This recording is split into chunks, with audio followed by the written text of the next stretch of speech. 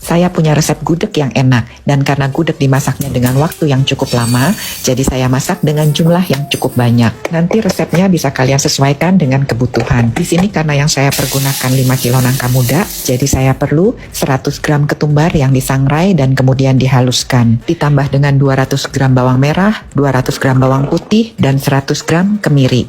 Haluskan dengan menambahkan sedikit air. Kemudian bumbunya bisa kita sisihkan.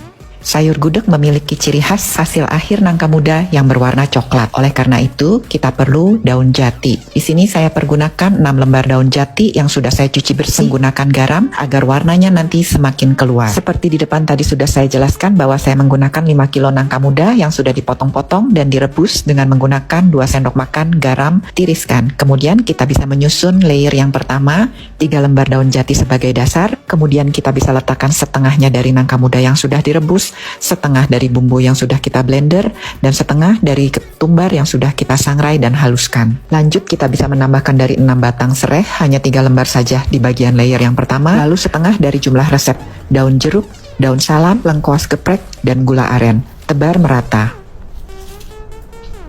Juga tebar merata 2 sendok makan garam atau setengah dari resep yang kita perlukan. Gak komplit ya kalau kita masak gudeg tidak menggunakan telur. Jadi letakkan telur rebus di tengah-tengah antara layer pertama dan layer kedua. Kemudian kita bisa lanjut layer kedua dengan menghabiskan semua nangka muda yang sudah direbus, bumbu yang sudah dihaluskan, ketumbar sangrai yang sudah dihaluskan, 350 gram gula aren yang sudah disisir, serai geprek, sisa setengah resep dari lengkuas yang sudah dikeprek atau kurang lebih 75 gram, sisa setengah resep dari daun salam dan daun jeruk atau masing-masing 10 lembar, dan 2 sendok makan lagi garam. Kemudian kita bisa tambahkan 2 liter santan encer dari 5 butir kelapa, dan ini adalah air bilasan blender. Kemudian kita bisa tutup atasnya dengan sisa atau 3 lembar lagi daun jati. Tutup rapat. Masak di atas api sampai didih, kemudian kecilkan api, masak terus selama 4 jam.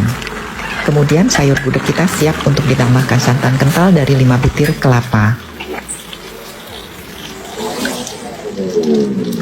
Kembalikan daun jati, tutup rapat, dan kemudian setelah mendidih kembali bisa dikecilkan dan masak selama kurang lebih 2 jam dengan api kecil. Yuk saya perlihatkan penampakan sayur gudeg kita jika sudah dimasak selama 6 jam.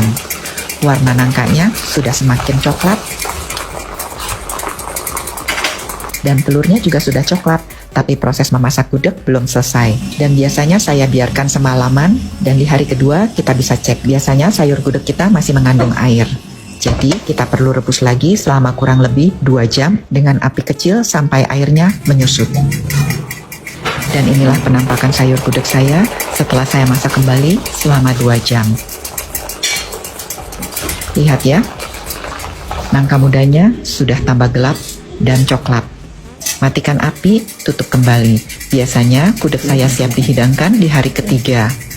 Gudeg saya pindahkan ke pendil-pendil kecil untuk siap dikukus sebelum dihidangkan. Tapi tanpa areh, gudeg kurang lengkap. Jadi tunggu ya resep areh yang akan saya bagikan di video berikutnya. Selamat dicoba resepnya, semoga bermanfaat.